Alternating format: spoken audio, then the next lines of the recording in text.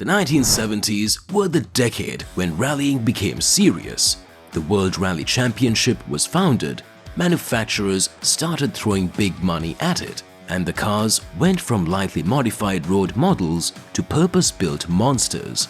These are the 10 cars that defined that era, the machines that mattered, the ones that won, and the ones that shaped the sport's future. At the same time, elsewhere in motorsport, Formula One was entering its own golden age. Teams like Ferrari, McLaren, and Lotus were pushing cutting-edge aerodynamics, sponsorships, and superstar drivers. While F1 was grabbing headlines on smooth circuits, the WRC was carving its own path, fighting through mud, snow, and gravel, often with less attention, but just as much innovation and risk. Both championships were reshaping the future of motorsport, side by side in very different worlds. First up, the Alpine A110. This little French coupe is where the World Rally Championship story really starts. Light, rear-engined, nimble. The A110 wasn't powerful by modern standards, but it danced through corners like nothing else. It won the very first official WRC championship in 1973 and set the tone for what a true rally car could be: fast, light, and precise. Alpine's victories made rallying a proper manufacturer battleground, not just a hobby for privateers. Next, the Lancia Stratos. If you know anything about 70s rally, you were probably waiting for this one. The Stratos wasn't just a rally car. It was the first car built specifically for rallying. Mid-engined, Ferrari V6, wedge-shaped, and deadly fast. Lancia unleashed it in 1974, and it dominated, winning 3 championships straight from 74 to 76.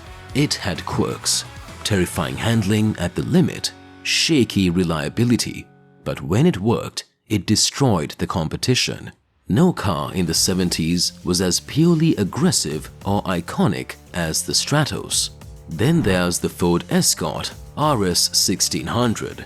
The Escort wasn't exotic like the Stratos, but it was a workhorse, lightweight, rear-wheel drive, and armed with a Cosworth BDA engine that sounded fantastic. The Escort became a legend thanks to drivers like Hannu Mikkola and Timo Mäkinen, who tossed it through forests and over jumps with unbelievable commitment. It might not have taken the overall championship, but it consistently punched above its weight, winning events like the East African Safari and cementing Ford's rally reputation. The SAAB 96 V4 deserves its spot. Yeah, a SAAB on a list of top rally cars. But hear me out. In the early 70s, this quirky, aerodynamic front-wheel drive coupe was a real threat, especially on snow and ice. SAAB legend Stib Blomqvist wrung magic from the V4, racking up wins at the Swedish rally. But it didn't have the power or flair of some rivals. But on the right surface, the 96 was almost unbeatable. Plus, it helped put SAAB on the motorsport map. Even if they didn't stick around as long, the Fiat 131 Abarth showed up later in the decade but made a huge impact. While the Stratos was wild and exotic, the 131 was more of a muscle car approach, boxy, tough, and powered by a 2-liter twin-cam with Abarth tuning. It arrived just as the Stratos was fading and carried Fiat to WRC titles in 1977, 1978, and 1980, stretching into the next decade. It was a classic example of how rallying was shifting towards production-based, homologated machines, a trend that would only grow stronger in the 80s. We've also got to mention the Porsche 911. Yes, that Porsche 911. You might not think of it as a rally car today, but in the early 70s, it was a serious contender. Rear-engined, air-cooled, and surprisingly durable. The 911 won the Monte Carlo Rally in 1968 and stayed competitive into the WRC era. Porsche's rally efforts are often overshadowed by their sports car dominance, but the 911 proved that the car could handle far more than just smooth tarmac.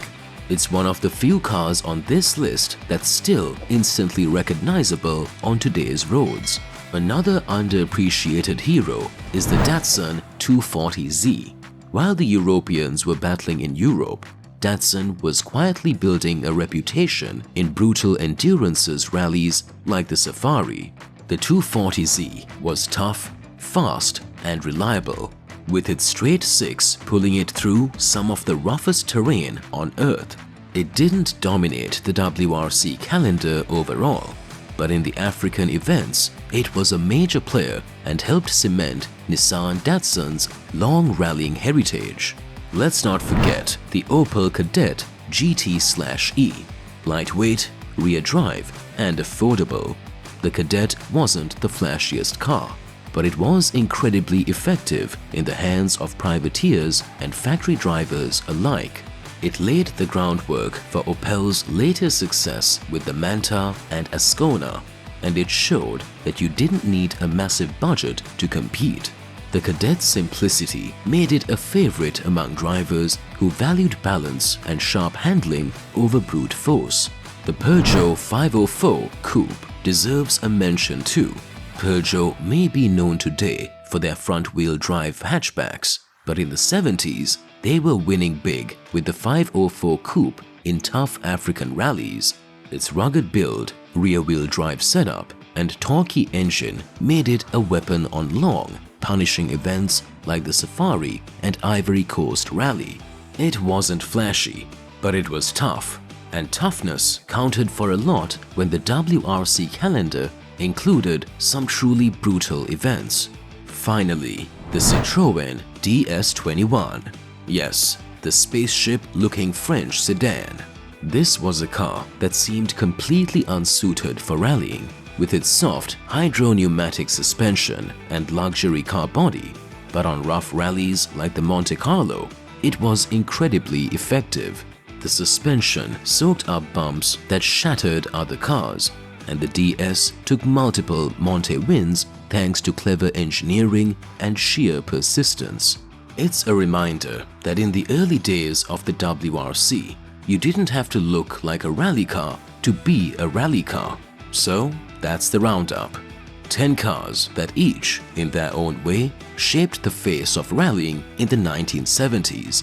Some were exotic, some were humble, some were wildly over-engineered, but all of them left their mark. The 70s were an incredible era, when rallying transformed from an amateur mixed-surface challenge into a global championship where manufacturers pushed the limits of engineering and bravery. And while the F1 world was revolutionizing circuit racing at the same time, WRC was proving that the real test of a car and driver wasn't just on a track. It was out in the mud, snow, rocks, and chaos of the world's toughest roads. Which car is your 1970s hero?